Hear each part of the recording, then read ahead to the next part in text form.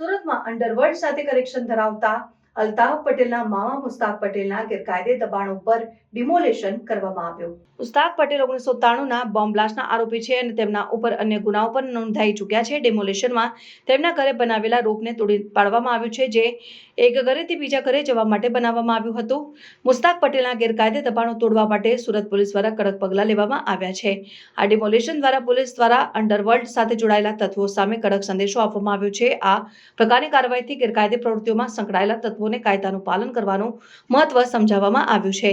આ ડિમોલેશન દ્વારા સુરત પોલીસ દ્વારા ગેરકાયદે દબાણો અને અંડરવર્લ્ડ સાથે જોડાયેલા તત્વો સામે કડક વલણ અપનાવવામાં આવ્યું છે. આ પગલાંથી સ્થાનિક લોકોમાં પોલીસ પ્રત્યે વિશ્વાસ વધ્યો છે અને ગેરકાયદે પ્રવૃત્તિઓને રોકવા માટે સરકારની પ્રતિબદ્ધતા સ્પષ્ટ થાય છે. આ ડિમોલેશન દ્વારા સુરત શહેરમાં શાંતિ અને વ્યવસ્થાનો માહોલ જાળવવા માટે મહત્વપૂર્ણ પગલાં લેવામાં આવ્યા છે. આ પ્રકારની કાર્યવાહીથી ગેરકાયદે પ્રવૃત્તિઓમાં ઘટાડો થશે અને સમાજમાં શાંતિ અને વ્યવસ્થાનો માહોલ સર્જાશે.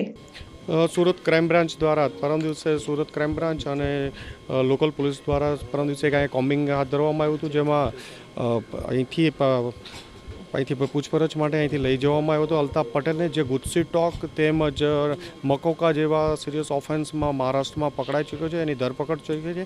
આના સિવાય અસંખ્ય એના બીજા પણ કેસો નોંધાયેલા હતા. ડીજી સાહેબ દ્વારા જે 100 કલાકની મુહિમ આપવામાં આવી હતી, એના અનુસંધાને એની પૂછપરછ કરવામાં આવી હતી અને પોલીસની આ રેડ દરમિયાન આયા ગેરકાયદેસર બાંધકામ જોવામાં મળ્યું હતું, જે એના મામા મુસ્તાક ઇબ્રાહીમભાઈ પટેલના મકાનમાં કરેલું હોય. તો આજ એસએમસીની ટીમ તથા લોકલ પોલીસ દ્વારા સાથે રાખીને જોનવંત સાહેબ અને એમની ટીમ દ્વારા સાથે રાખીને એક તોડવાની કામગીરી ચાલુ છે. એની અગાઉ ધરપકડ થઈ ચૂકેલી છે અને 93માં એમની ધરપકડ થયેલી હતી અને એમને કન્વિક્શન પણ થયેલું હતું, પણ સુપ્રીમ કોર્ટે એક્વિટલ આપેલું છે. 93માં 2 બ્લાસ્ટ થયા હતા વરાછા અને સુરત રેલવેમાં.